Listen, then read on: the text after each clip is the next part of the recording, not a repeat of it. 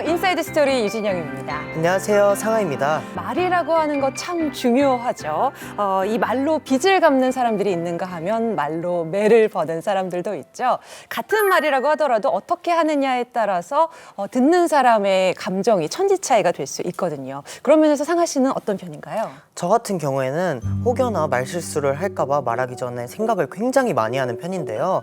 방송을 하면서 선배님께 항상 따뜻한 말도 해주시고 이렇게 제가 실수를 해도 격려와 보듬어 주셔서 항상 선배님께 감사한 마음이 듭니다. 아이고, 이렇게 이쁜 말을 해주셔서 참 감사합니다. 제 마음이 참 따뜻해지는데요. 그런데 좋은 분위기 속에서 좋은 말을 주고받는 것은 그리 어려운 일이 아닐지도 모르겠습니다. 하지만 날선 국회에서 바른 언어, 아름다운 말을 사용하기란 참 쉽지 않을 수도 있을 텐데요. 그 어려운 일을 해내신 특별한 분을 오늘 모셨습니다. 오늘의 초대 손님 상하 씨 소개 부탁해요. 100만 메가시티, 어린이들이 살기 좋은 도시? 상상 더 이상의 도시? 이런 도시 어디에 있죠? 바로 여기 남양주에 있습니다. 시민들이 살기 좋은 도시를 만들겠다며 강한 포부를 드러낸 주광덕 시장. 집안의 생계를 위해 쉬지 않고 일하며 정의로운 법조인을 꿈꿨다는 국민들의 억울함과 아픔을 공감하고 대변했던 법조인 주광덕에서 국민들을 위해, 대한민국의 부강을 위해 정치인이 된 주광덕 전 국회의원. 이제 새로운 도약을 꿈꾸며 상상 더 이상의 도시를 만들어 나갈 주광덕 시장. 그가 꿈꾸는 남양주는 어떤 모습인지 저 상하가 직접 물어보겠습니다. 네, 주광덕 남양주 시장님과 함께합니다. 어서 오십시오. 네, 안녕하세요. 안녕하세요. 네, 안녕하세요. 저희 OBS 뉴스에서 인터뷰로는 뵀었는데 이렇게 토크쇼에서 모시게 돼서 더 반갑습니다. 아유, 저도 그냥 즐거운 마음으로 왔습니다. 뭐 아시겠지만 이 시장님 하면은 이 눈웃음과 또 정감 있는 이런 말투 때문에 참 예. 편안한 매력이 있으시거든요. 아유, 이런 감사합니다. 말씀들 좀 많이 들으실 것 같아요. 어떠신가요? 예, 정말 뭐 이웃집 아저씨처럼 너무 편안하다. 당신 정말 검사 출신 맞느냐. 네. 뭐 그런 류의 말씀들이 저에 대한 뭐 어떤 인간미라 그럴까? 또 격이 없이 소탈하게 사람들하고 소통하는 네. 그런 모습을 보고 그래도 시민들이 긍정적인 평가를 해주는 것 같아서 저도 감사하게 생각하고 있습니다. 시장님의 바른 언어 습관은 국회의원 시절부터 유명했다고 하는데요.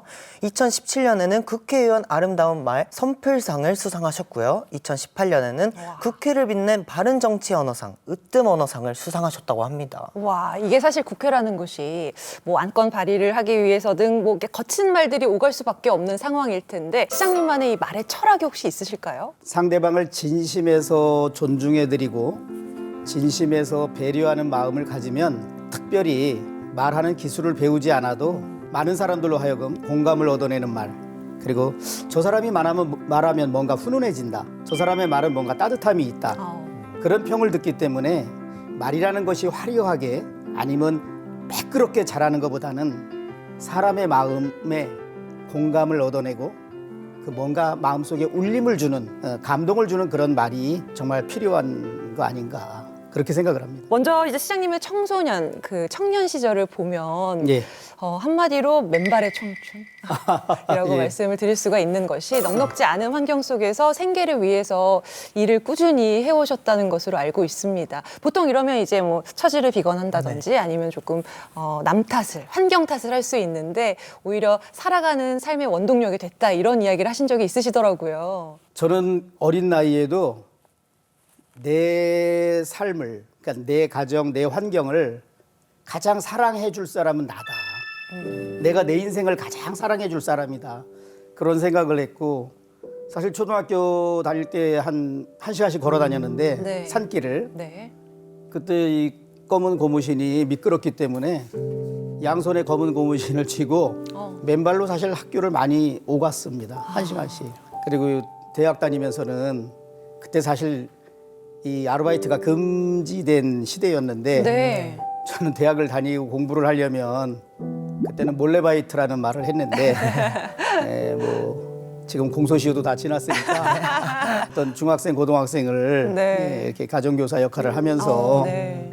이렇게 대학을 다니고 고시 공부할 때도 아르바이트를 하면서 했던 기억이 납니다. 네. 근데 이 모든 게 내 인생이고 내 운명이고 내 운명은 내가 가장 사랑할 수 있는 사람이고 그래야 또 내가 미래에 내가 하고 싶은 일을 실현해내면서 네. 멋진 인생을 만들 수 있다. 그런 생각을 했기 때문에 뭐 원망하거나 불평해 본 적은 한 번도 없고 제 상황과 처지를 그냥 있는 그대로 받아들이고 제 운명을 사랑해 왔습니다. 지금도 그렇고요. 그렇게 해서 고려대 법대에 진학을 하시고 예. 어렸을 때부터 꿈꿔오셨던 검사의 꿈을 이루셨습니다. 서울 동북지방검찰청에서 검사 생활을 시작을 하셨는데 꿈에 그리던 검사 생활을 그리 오래 하시진 않으셨어요. 예, 예. 4여 년 만에 사표를 내시고 변호사의 길을 가셨는데 그렇게 결정하신 이유가 무엇인가요? 제가 어떤 일을 하든 뭐 공부를 열심히 하지 않거나 때로는 친구들하고 어울려 다니면서 뭐 바람직하지 않은 그런 학창 시절을 보낼 때도 난 이 다음에 꼭 검사가 돼 있을 거야. 나는 검사가 돼서 정말 우리 사회에 어렵고 힘든 사람 정말 힘이 돼주고 우리 가정도 좀 이렇게 잘 명예회복 일으키고 네. 그 초등학교 5학년 2학기 때 가족 앞에서 검사가 되겠다는 말을 한 이후로 실제 검사가 될 때까지 항상 제 마음속에 그걸 간직하고 있었어요. 그런데 검사 생활을 길게 안 했다고 또 이 이유에 대해서 또 그게 이제 97년 궁금하시죠? 말에 IMF가 닥쳤는데 네. 저희 형제들이 요즘은 지물포라 그러죠. 이렇게 바닥 장판 또 벽집 이런 거 인테리어 하는 거 네. 그런 사업을 했었는데 굉장히 사업이 이제 어렵게 돼서 부도가 나고 또 IMF 여파로 더더욱 그 이자율 같은 것이 높아서 네. 하나의 작은 우리 가정 집안 그 주택도 다 이제 그 경매 처분될 그런 위기에 있어서 네. 근데 제가 검사니까 그 금융기관에서 자꾸 연기를 하는 거예요. 경매를 네. 절차를 밟지 않고. 근데 그것이 오히려 더 연체 이자가 그때 워낙 비쌌으니까 제가 막 검사 월급도 거기에다 막 이자 지불을 하게 되고 네네. 그래서 제가 오히려 마지막에는 경매를 좀 밟아달라 아. 전화를 하고 네. 그래서 그 경매 절차 밟고 하면서 제가 검사 사표를 내고 이제 변호사 개업을 해서 우리 어머니와 그 형제들한테 그리고 제 개인적으로도 이제 여러 빚을 지어서 그를 이렇게 중간중간 네. 임시 방편으로 변제해 왔는데 네네네. 그것을 변호사 개업을 하면서 다 이제 그 해에 갚을 수밖에 없는 우리 가족의 네. 그 어떤 뭐 애환사라 그럴까 우리 가족만이 겪었던 경제적인 아픔 네. 그래서 다른 형제나 어느 누구의 힘으로는 해결될 수 없는 너무나 무거운 저희 가족에게는 그런 어떤 경제적인 빚이었기 때문에 제가 이 명예를 버리고 현실에 가서 변호사 개업을 해서 그 수입료로 수입을 올려서 네. 그것으로 우리 가족의 부채를 견제할 수밖에 없는 상황이어서 가족의 정말 든든한 사표를 버팀목 역할을 해주셨네요. 그때 10살 많은 누나가 가족분들이 정말 너무너무 이제 감사하고 또 안타깝고 그런 마음을 갖고 계셨던 것 같아요. 그렇죠? 그 생각하시니까 좀 울컥하신 거죠. 이 가능성도 전혀 없고 배움도 짧고 경제적으로도 어려운 게 저희 형제들이